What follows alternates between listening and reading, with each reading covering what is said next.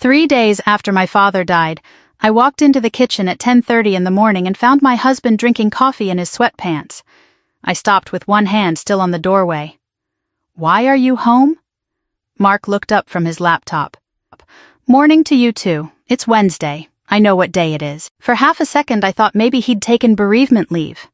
Dad's funeral wasn't until Friday, and I'd spent most of that morning arguing with the florist about whether Walter Hale, a man who considered decorative pillows a personal insult, would have wanted an arrangement called Heavenly Garden. Then I noticed Mark's company phone wasn't on the counter. Did something happen at work? He closed the laptop. I quit. I actually looked behind me as if there might be another husband in the room who could explain what mine had just said. I resigned. When yesterday. Yesterday he took a sip of coffee. "Claire, don't make it sound like I joined a cult. Normally that would have made me laugh." Mark had always been good at slipping humor into uncomfortable conversations.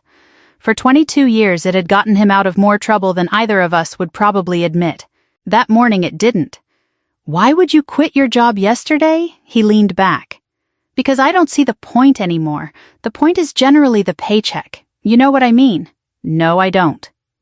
He studied my face for a moment, then said it as casually as if he'd decided we didn't need cable anymore. "Why keep working? Your inheritance is enough for both of us." I just stared at him. Dad had been dead 72 hours.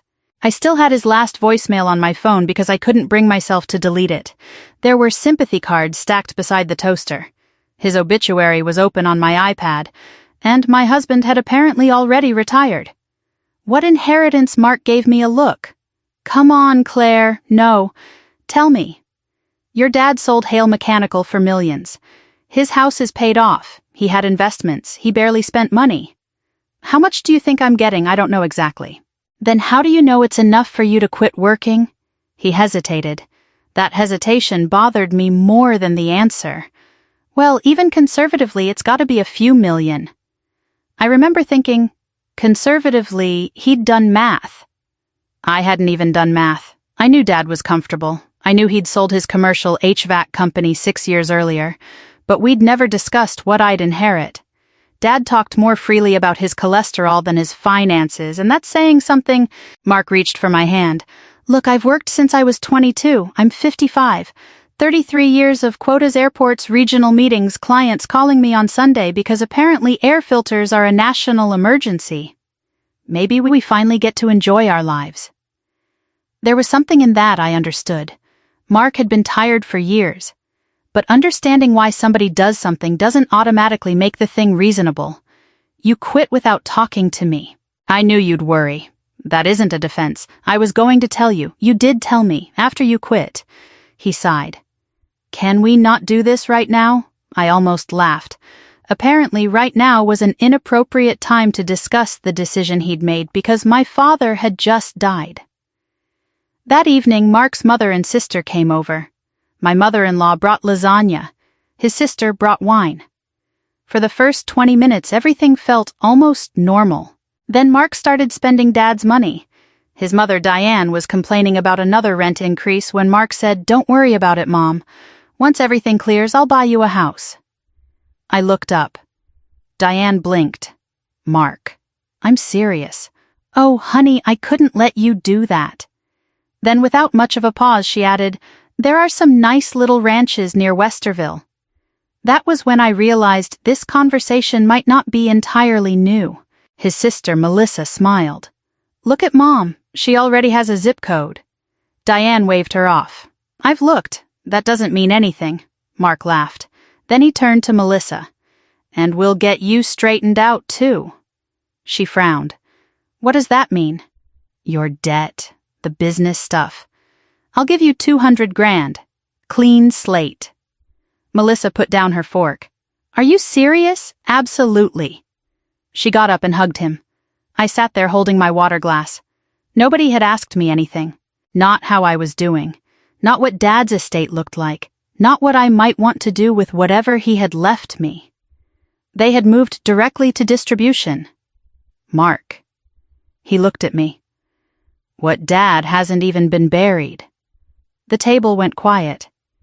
His smile disappeared. Claire, that's not what this is. What is it I'm talking about taking care of family? I looked from him to his mother, then to his sister. Whose family? Diane immediately looked down. Melissa sat back in her chair. Mark's jaw tightened. That's unnecessary. So was promising $200,000 that nobody asked me about. Melissa raised both hands. I don't want to be in the middle of this. That was an interesting statement from someone who'd accepted $200,000 approximately 40 seconds earlier. I didn't say it. That was something I was very good at back then, not saying the thing that would make an uncomfortable moment worse. After they left, Mark followed me into the kitchen while I wrapped the leftover lasagna. You embarrassed my mother. I embarrassed your mother.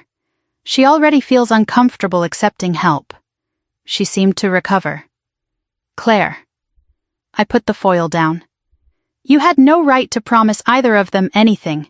We're married. What does that have to do with promising Melissa $200,000? He rubbed his forehead. If your dad left you what I think he did, we're talking about more money than we'll ever need. That still doesn't answer me. Because you're turning this into something it isn't. What is it then? He gave a tired little laugh. Claire, there isn't going to be your money and my money. We're set. I didn't answer. Maybe because I was tired.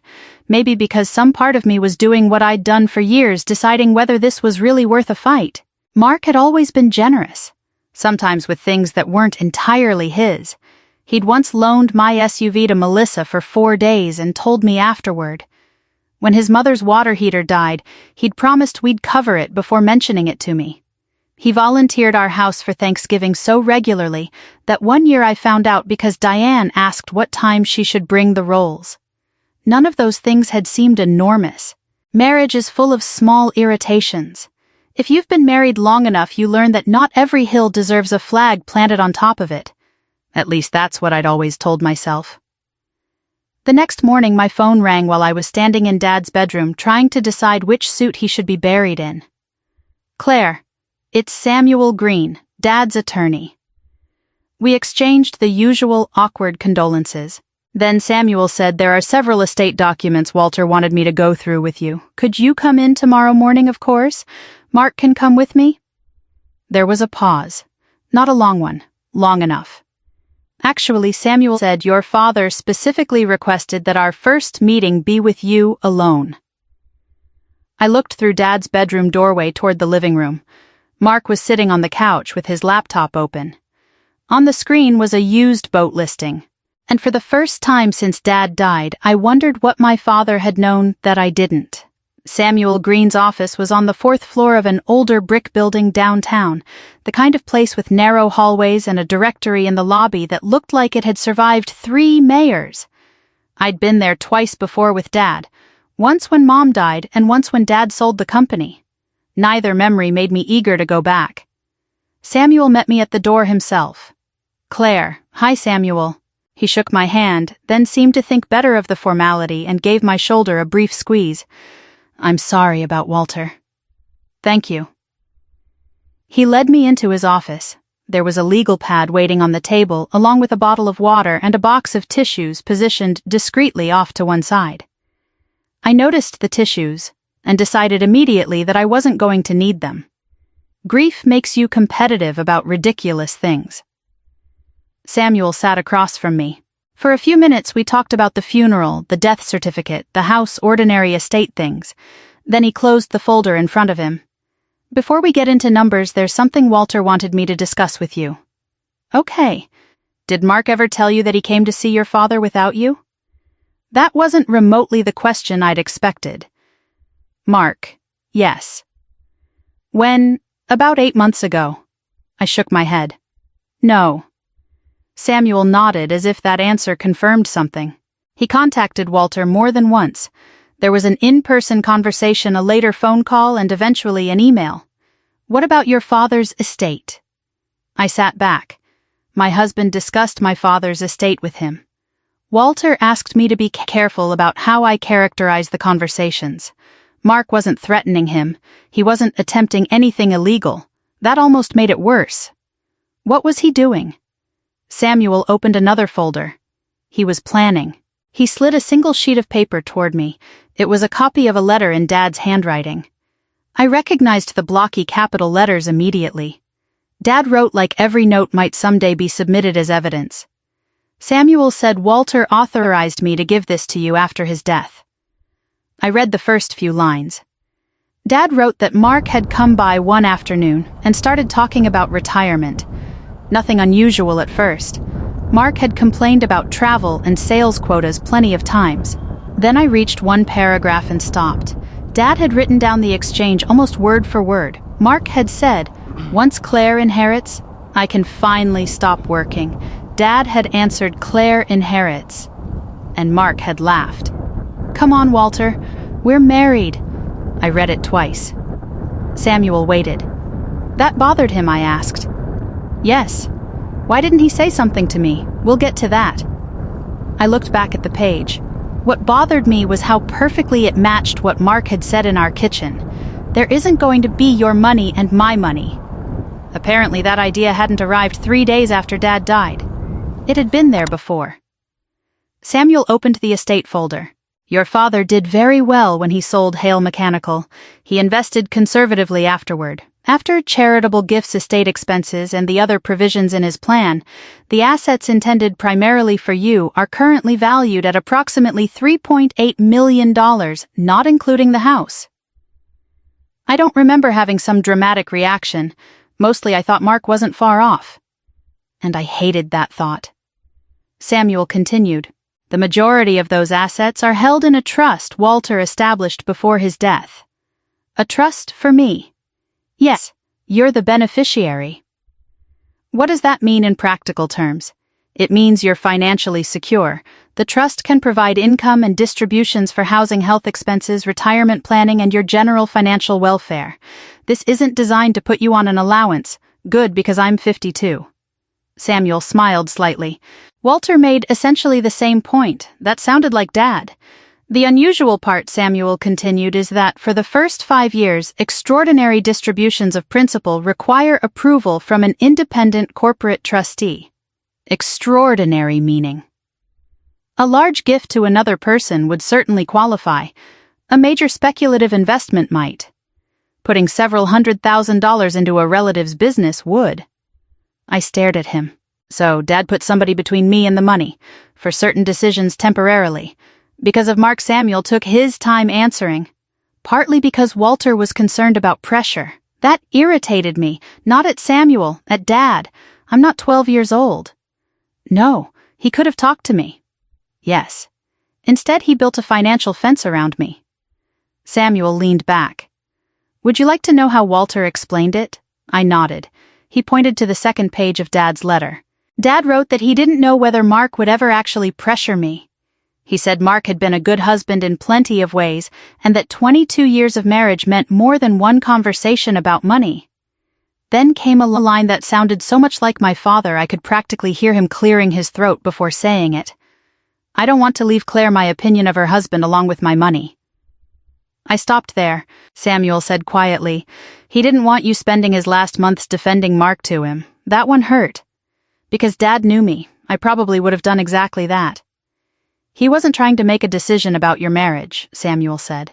He wanted to make sure nobody could rush you into one about the money. I finally reached for one of those tissues I'd decided I wasn't going to need. Samuel had the decency not to notice. When I got home, Mark was in the kitchen. He'd showered and changed, which somehow made me feel better until his first word was, "So I put my purse down." So what? He gave me an impatient look. Claire. What did Green say? There's a trust. His expression changed immediately. How much? I looked at him. He corrected himself. I mean, what are the terms? No. You meant how much. Okay, fine. How much? I'm not discussing numbers today. Why? Because I buried my father this morning. Mark. That stopped him for maybe 3 seconds. Then he asked, how long until the trust pays out? It doesn't work like that. What does that mean? I explained the basics, not everything, just enough. Mark paced once across the kitchen. So we need approval to use our own money, my inheritance. He turned. Seriously, that's what it is. Can we borrow against it? I don't know. Did you ask? No. He exhaled sharply. Claire, I already quit. There it was. Not I made a mistake. Not I should have talked to you. I already quit. As if his decision had created an invoice I was now responsible for paying. That night I went to bed early. Sometime after 1 I woke up thirsty and headed downstairs. I heard Mark before I reached the bottom. He was in the den speaking quietly on his phone. No, don't panic. I stopped. A pause. Then, the money exists. It's just tied up. Melissa. I knew from the tone. Mark lowered his voice further. I'll figure it out. Another pause. Then he said something I can still hear exactly as he said it. Claire will come around. I stood halfway down the staircase in the dark. Normally I would have walked in. I would have demanded to know what he meant. We would have argued until 2 in the morning and eventually one of us would have apologized just to end it. Instead, I turned around and went back upstairs. Because for once I didn't want Mark to know what I knew. I wanted to hear what he said when he thought I wasn't listening. The next morning I made coffee and asked Mark what he'd promised everybody. Not angrily. That seemed to bother him more. He was standing at the counter spreading peanut butter on toast when I said, Besides the house for your mother and the money for Melissa, what else? He stopped. What? What else have you planned, Claire? It's 7 in the morning. I know. He put the knife down. Are we really starting this again? I don't think we ever finished it. He stared at me for a moment, then pulled out a chair. All right, what do you want to know? Everything. Mark leaned back and crossed his arms. He said he'd been thinking about a lake place. Nothing ridiculous, according to him. Maybe somewhere near Buckeye Lake, close enough to use on weekends. He wanted to invest enough that we could live comfortably without touching much principal. He wanted to help his mother, help Melissa, travel, maybe spend January and February somewhere warm. Listening to him was strange because none of those things sounded terrible by themselves. I'd complained about Ohio winters for 20 years. I liked lakes. I wanted Diane to be secure. I didn't enjoy watching Melissa struggle. The problem was that Mark had built an entire future for us without once asking whether I wanted to live in it. Anything else? No. You sure? Yes. I took a sip of coffee. When did you quit? I told you. Tuesday. No. When did you actually resign? He looked toward the window. That was enough. Mark. The morning after your dad died. I set my mug down. Dad died late Sunday night. So, Monday morning, yes. You called your boss Monday morning and quit. I sent the resignation in Monday morning. We'd already discussed it. I caught that. We, my boss and me. Already discussed what Mark rubbed his face. Me leaving. When a few weeks ago. For a second, neither of us spoke. Dad was still alive. Claire, you were already talking about retiring while my father was still alive. I was talking about options, based on what he stood. Don't do this. Do what make it ugly. I almost couldn't believe that one. I'm not making anything ugly. I'm asking you a question. You're making it sound like I was sitting around waiting for Walter to die. Were you? No. The answer came fast enough that I believed him. But then he added, Your dad was 79. He was sick. We all knew what was coming. I stared at him. Mark immediately realized how it sounded. That's not what I meant. Then help me out. He walked to the sink, then turned around. I've worked 33 years, Claire. 33. I've missed birthdays because some distributor in Cleveland couldn't wait until Monday. I've spent half my life in Hampton Inns eating scrambled eggs off paper plates. I'm tired. I know you're tired. Do you? Yes. Because your father got to sell his company and retire before 60. He had choices. There was something in his voice I'd heard before but never paid much attention to. Resentment. Not really toward Dad. Toward what Dad represented. I don't own a company, Mark continued. I don't have some huge retirement package. So when it became obvious we'd have enough, Baiksa. He closed his eyes. Here we go again. No. Answer me. When did my father's estate become your retirement account? He grabbed his keys. I can't talk to you when you're like this. That almost made me smile. He was unemployed. I had no idea where he was storming off to, but apparently he had somewhere to be. I didn't stop him. Over the next 2 days I started discovering how far his plans had gone. First came an email on our shared household account from a real estate agent thanking us for our interest in a lake property. I called. Mark had put down a refundable $5,000 deposit from our joint checking account. That evening, Diane called and casually mentioned she'd told her landlord she probably wouldn't renew her lease when it came up in 4 months. Then Melissa called. She wanted to know whether I had any idea when things might clear. What things? There was a pause. You know, the estate. Why? Another pause. I've been talking to one of my creditors, and Mark said I shouldn't agree to a long repayment plan if I'm going to be able to settle it soon. I sat at my desk staring at the wall. Mark hadn't merely made promises. People had started making decisions based on them. When he came home, I told him about both calls. He didn't look particularly alarmed. We'll sort it out. You told Melissa to stop negotiating her debt. I told her not to lock herself into something stupid. And your mother thinks she's moving. She probably is. Mark, you didn't just spend money we don't have. You changed other people's lives with it. We do have it. I looked at him. I have it. His face hardened. There it is. There, what is your money? Yes. You've never talked like this before. Because you've never promised away hundreds of thousands of dollars I inherited from my dead father before. He shook his head. Walter really got what he wanted with that trust. That did it. Don't blame my father for the fact that you quit your job. I didn't say that. You didn't have to. The next morning I called Samuel. I need to know something, I told him. Was that conversation with Dad the only time Mark talked about the estate? Samuel was quiet? No. So I went back downtown. This time there were no tissues on the table. Or maybe there were, and I just didn't notice them. Samuel opened a file. Walter authorized the release of this material to you after his death. I want to be clear about that. He slid several printed pages toward me. The first page had a title. Hale Bennett Family Investment Plan. I actually gave a little laugh. Not because it was funny. Because my husband had apparently given my father's death a business plan title.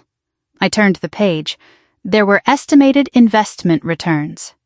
A proposed lake property, housing assistance for Diane, a section labeled Melissa Business Debt Resolution, $200,000 to $250,000, then retirement projections for Mark. I kept reading. Dad's estimated estate value appeared in 3 separate places. So did my name. Claire's expected inheritance, Claire's assets, Claire's projected investment income. I turned back to the first page. What's the date? Samuel didn't answer. He didn't need to. It was right there in the upper corner. 11 months before Dad died. I sat back. 11 months. Not 3 days after. Not grief, not panic, not some stupid decision made by an exhausted man after a funeral. Mark had been designing this life while Dad was still going to the hardware store, complaining about property taxes, and calling me every Sunday to ask why I hadn't checked the oil in my car. I went through the pages again. Slower this time. Then something struck me. Samuel. Yes, there's nothing here about what I wanted. He didn't say anything. There wasn't a section about whether I wanted to retire. Nothing about my plans. Nothing about what I might want to do for Emily.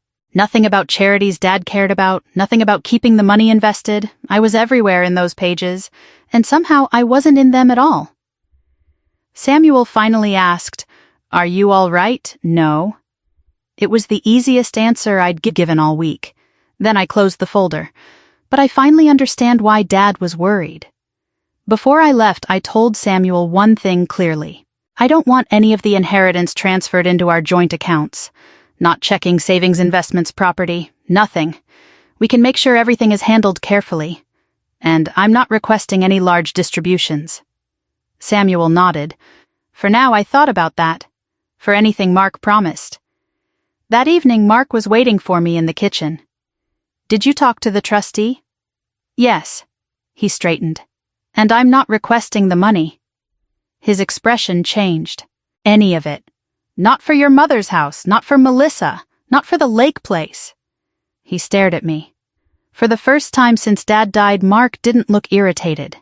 He didn't look offended. He looked scared. And that was when I realized something else. Until that moment, he'd never actually believed I might say no. Mark didn't speak to me for the rest of that evening, not exactly. He asked whether I'd fed the dog. He told me the dishwasher was clean. At 9:30, he stood in this doorway of the den and said, "I'm going to bed." We were apparently still capable of running a household. We just couldn't discuss the fact that he'd retired on money he didn't control. The next morning, he called his former boss. I wasn't trying to listen. Our house simply wasn't big enough for a 55-year-old man to have a private career crisis in the kitchen. "I'm not asking you to pretend I never resigned," Mark said. "I'm asking whether there's any way to reverse it." A long silence. "I understand." Another silence. "Yeah, of course." When he hung up, he stayed at the table. "What did he say?" I asked. My position's already been offered to Greg. I knew Greg. Mark had complained about him for 6 years. That was fast. Apparently, Greg doesn't need 3 weeks to make a decision. I let that go. Mark looked at me. "They may have something else later." "Okay. Probably less money." "Okay." He gave a humorless laugh. "You don't have to sound so devastated. What do you want me to say I don't know? Maybe that we'll figure this out together." I put my coffee down. We can figure out what happens next together. We cannot pretend quitting was a decision we made together. That distinction became the argument underneath every argument we had for the next week. Mark wanted me to request enough from the trust to replace 2 years of his salary while he figured out what he wanted to do. I said no. I wasn't threatening to stop paying the mortgage or groceries. I had my income from the physical therapy office, my own savings, and we'd always shared household expenses. What I wouldn't do was turn Dad's estate into severance pay for a resignation I hadn't known about. Then Mark's mother and sister came over. They called it talking. Family has a remarkable number of gentle words for situations that are not gentle, Melissa started. "Mark told us you're not requesting any distributions." I looked at him. He stared at the floor. "That's correct." Melissa shifted on the couch. "I just wish I'd known before." "Before what?" "Before I changed things with my creditors." "I didn't tell you to change anything." "No." "Mark did." "Then Mark owes you an apology." She frowned. "He's your husband, Claire." "Exactly. My husband, not my father's executor." Diane stepped in before Melissa could answer. "Let's not make this uglier than it needs to be." That phrase again. Apparently asking people not to spend my inheritance was what kept making everything ugly. Diane's approach was different. She didn't talk about entitlement. She talked about rent. Her lease had gone up twice in 3 years. She worried about another increase. She was 76 and tired of wondering whether she'd still be able to afford the same place at 80. And here's the part that would have been easier if I'd hated her. I didn't. Diane had driven me to the hospital when Emily was born because Mark was 2 counties away on a sales call. She'd sat beside me during my mother's chemotherapy. She made a ridiculous cranberry salad every Thanksgiving because Emily loved it. People are inconvenient that way. They can hurt you without erasing every decent thing they did before. After they left, I found myself thinking about that house. Not the one Mark had promised her. Just a small condo, something safe, something she could manage. 2 days later, I sat in Samuel's office and surprised him. What if I wanted to buy Diane a place? Samuel took off his glasses. "Do you? I might. That's different from whether you can. I know. We talked numbers. Something around $225,000 or $250,000 could buy a modest condo in an area she liked. It would require trustee approval, but Samuel thought a carefully structured request could be considered. Then he asked me one question. "Is this what you want, Claire?" I didn't answer immediately. I don't want her scared about housing. That wasn't my question. Lawyers can be irritatingly precise when they're good at their jobs. I don't know. Then don't submit anything today. So I didn't. And thank God for that. Diane came over the following afternoon. She didn't even take off her coat. "Mark said you talked to Samuel." I glanced toward the den. Mark wasn't there. He told you that. He said you might be reconsidering. I was thinking about some options. Her face brightened. A condo would actually be better than a house. Less maintenance. I hadn't mentioned a condo to her, which meant Mark had. Again. I felt tired more than angry. Diane, I haven't decided anything. Her expression changed. Claire, I don't understand what there is to decide. A lot, but your father left you almost $4 million. There was that number. Apparently Mark had shared that too. That's between me and Dad's estate. I'm not trying to pry. She absolutely was, but I let her continue. I just think you're making decisions while you're grieving. Maybe. Walter made sure you'd never have to worry about money again. I waited. Then she said it. Walter can't use it anymore. What exactly are you saving it for? I looked at her. Diane must have seen something change because she immediately softened her voice. I didn't mean it that way. But there wasn't another way to mean it. Until then, part of me had still thought that if I gave her the condo voluntarily, I could separate my generosity from Mark's arrogance. Sitting there, I understood I couldn't. Not yet. Because Diane wasn't waiting to see whether I wanted to give. She was waiting for me to stop refusing. I think you should keep your current lease, I said. Her face fell. Claire, I haven't submitted anything to the trustee. She stared at me for a moment, picked up her purse, and left. Emily called that night. I'd been expecting it. Mom, what's going on? What did Dad tell you, that he made a stupid decision? That narrows it down. She didn't laugh. He said he retired too early because Grandpa left enough that you guys would be okay. That's one version. He also said you're talking about separate accounts and lawyers. I already have a lawyer. He handles Grandpa's estate.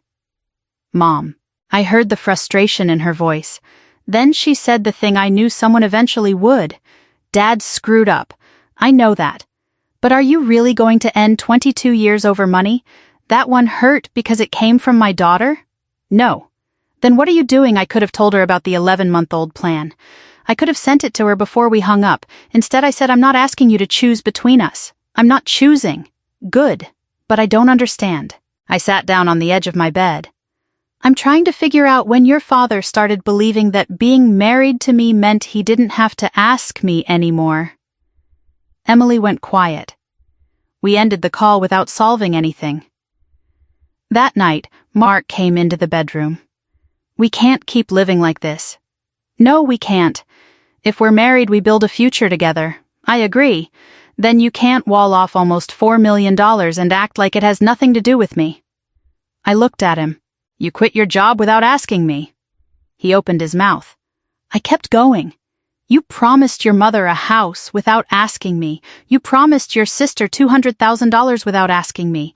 You planned your retirement before Dad died without asking me. Claire, and now I'm supposed to prove I'm committed to this marriage. He had no answer. That was almost worse than another argument. I took my pillow from the bed.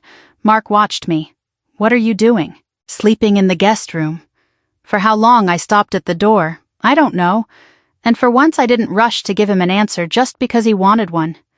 Mark moved into the guest room before I could change my mind about taking it. I came home from work the next day and found his clothes hanging in the closet in there, his shaving kit in the bathroom, and a stack of resumes on the desk. Neither of us mentioned it. For the next few weeks our marriage became strangely polite. Do you need anything from Kroger? No thanks, I'm taking the dog out. Okay, I'll be home late. Interview. Good luck. You can live with somebody for 22 years and become courteous strangers remarkably fast. But Mark did start changing things. He canceled the lake property and got the deposit back. He updated his resume. He called former clients and people he'd worked with years ago. I heard him practicing answers before interviews, trying to explain why a man of 55 had abruptly left a perfectly good sales position without saying, well, I thought my father-in-law was about to finance my retirement. Most important, he stopped asking about the trust. At first I assumed it was strategy. Then one Saturday morning I heard him talking to Melissa. I was in the laundry room folding towels. No, he said. You need to work something out with them. A pause. I know what I told you. Another pause. No.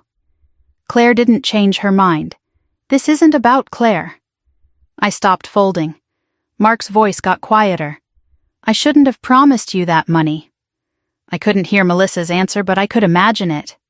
Then Mark said, I know. A longer pause. But it wasn't mine to promise. My hands went still. That sentence shouldn't have mattered as much as it did. But it was the first time I'd heard him say it. Not the trustee won't approve it, not Claire won't release it, not Walter tied everything up. It wasn't mine.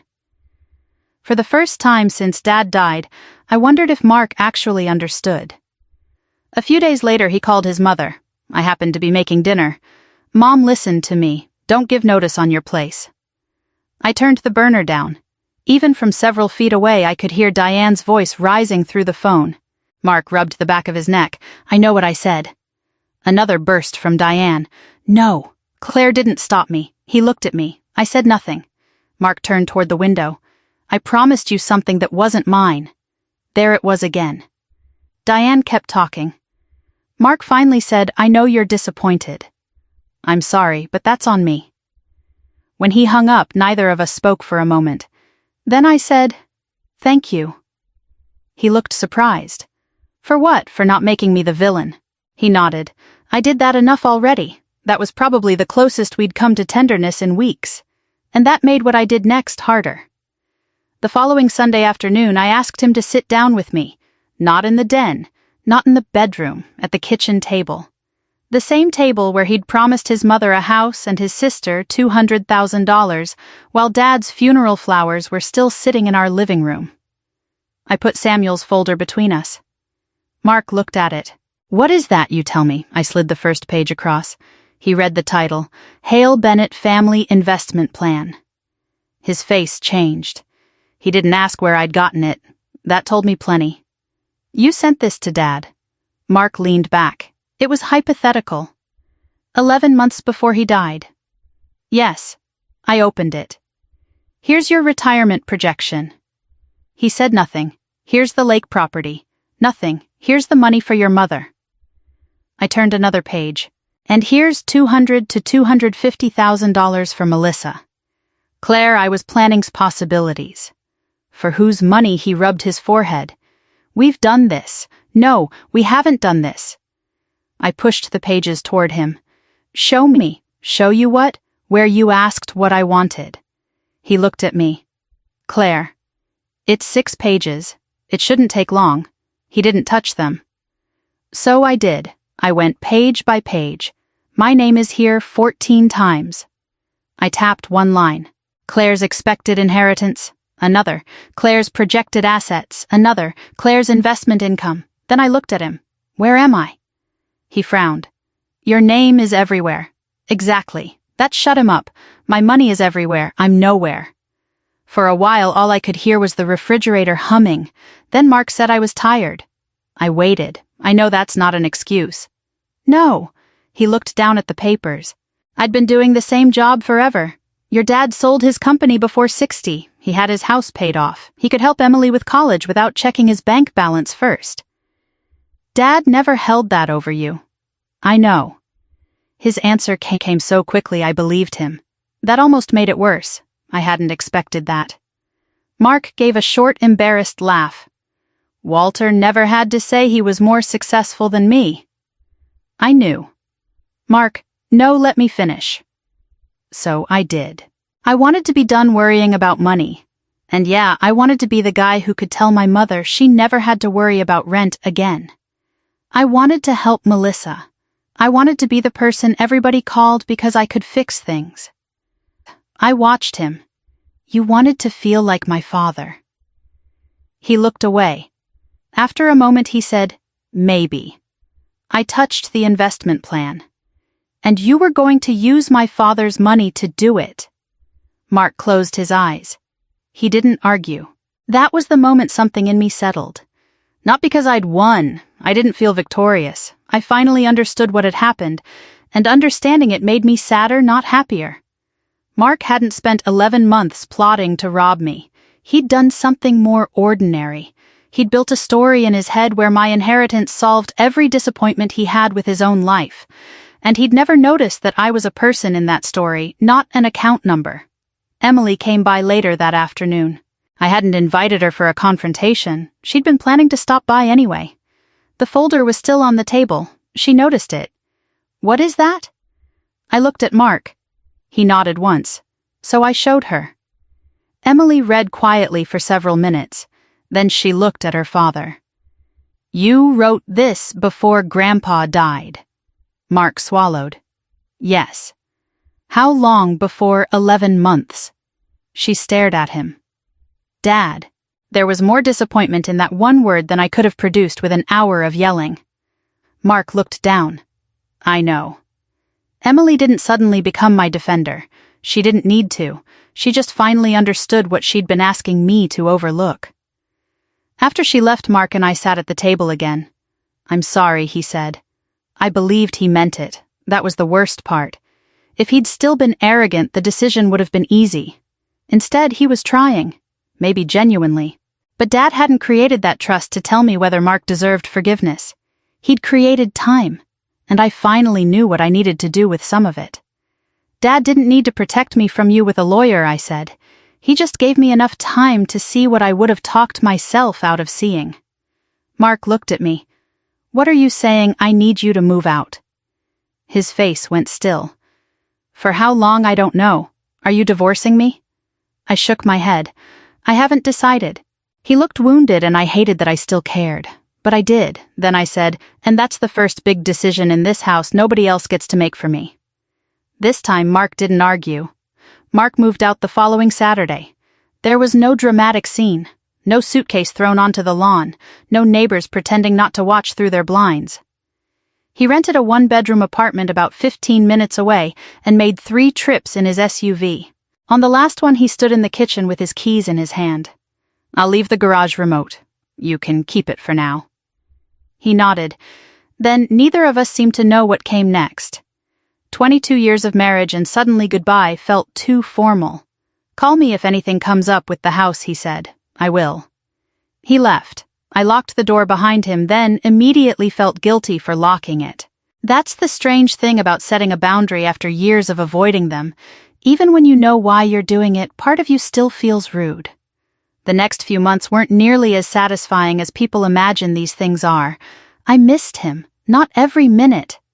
Some evenings I enjoyed eating exactly what I wanted, and watching television without Mark asking questions halfway through a show he'd claimed he wasn't watching. But I missed hearing his key in the door. I missed his terrible habit of leaving cabinet doors open. I even missed the way he sneezed like somebody had fired a starter pistol in the kitchen. Missing somebody doesn't automatically mean you should go back. That took me a while to understand. Mark found another sales job after about 7 weeks. It paid less than his old one and required more driving. When he told me, I said I'm glad. He gave me a crooked smile. Not exactly the retirement package I had in mind. A few months earlier that would have started a fight. This time he added, "I know. Nobody's fault but mine." Diane stayed in her rental. She renewed for another year after negotiating a smaller increase with the landlord. Melissa took a full-time position with an established design firm and started working through her debts with a repayment plan. Nobody ended up destitute. Nobody lost a home. The catastrophe they had all been preparing me to prevent turned out to be ordinary life. Bills, jobs, rent, the same things everybody else dealt with before Dad died. Mark and I started counseling separately. Later we went together. I won't pretend therapy produced some magical conversation where he said exactly the right thing, and I suddenly understood 22 years of marriage. Mostly it was uncomfortable. One afternoon, our counselor asked Mark why he'd been so certain I would eventually agree to his plans. He sat there for a long time. Then he said, "Because she always came around." I looked at him. "No." He turned toward me. I usually gave in. He started to answer, then stopped. There wasn't much to say. I'd spent years calling that compromise. Sometimes it was, sometimes it wasn't. Eventually Mark apologized without explaining himself afterward. That mattered. He said he was sorry he'd turned Dad's death into a financial event before I'd even had time to grieve. He apologized for making promises on my behalf. He admitted he'd treated my eventual agreement as inevitable. I believed him. I also believed he was changing. But here's something I wish I'd understood when I was younger. Someone becoming better doesn't obligate you to return to the version of yourself who had to be hurt before they changed. After several months, I asked for a legal separation. Later, we began the divorce process. It wasn't vicious. It wasn't painless either. Around that time, Emily and I finally started clearing out Dad's house. I'd avoided it longer than I should have.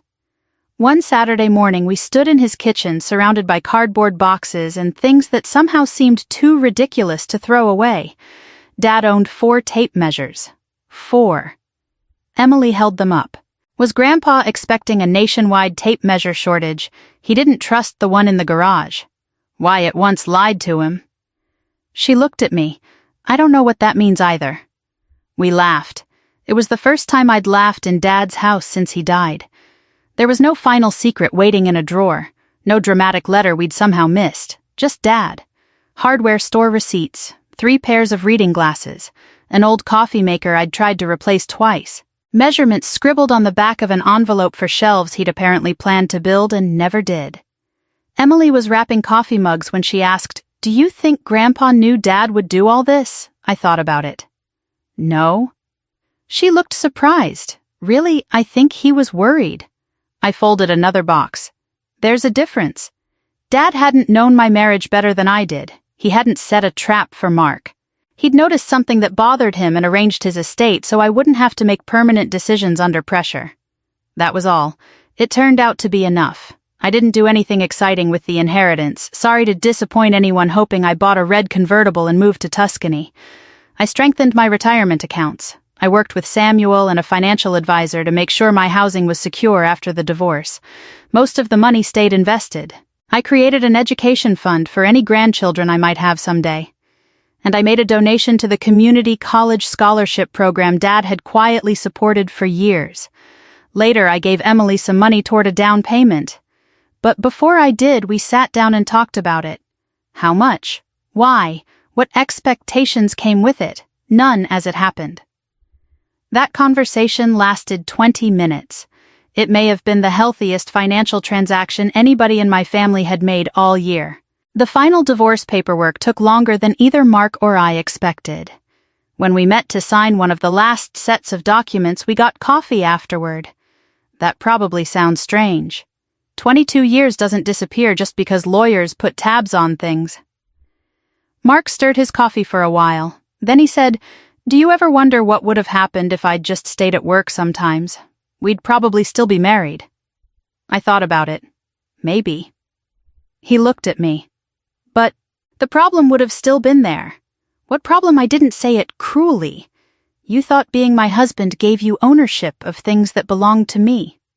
He looked down. I added, "The money just made it expensive enough for me to notice." Mark nodded slowly. I wish I'd noticed first. So did I. We finished our coffee, then we hugged in the parking lot and went to separate cars. For a long time I thought Dad's final gift to me was $3.8 million. It wasn't. The most valuable thing he left me was time, because without that trust, I know what probably would have happened. Mark would have apologized, Diane would have cried, Melissa would have explained how badly she needed the money, and I would have looked at the numbers and told myself there was plenty. I would have given in. Not because I wanted to, because somewhere along the way I'd started confusing keeping everybody happy with being a good wife. 3 days after my father died, my husband quit his job because he thought my inheritance meant neither of us would ever have to work again. He was wrong. Mark went back to work. And in a strange way, so did I. Except the job I finally quit was one I'd been doing for 22 years without realizing it, smoothing things over, giving in, and pretending that keeping the peace was the same thing as being respected. If you've ever had to learn the difference between peace and respect, you probably know why it took me so long. Thanks for listening.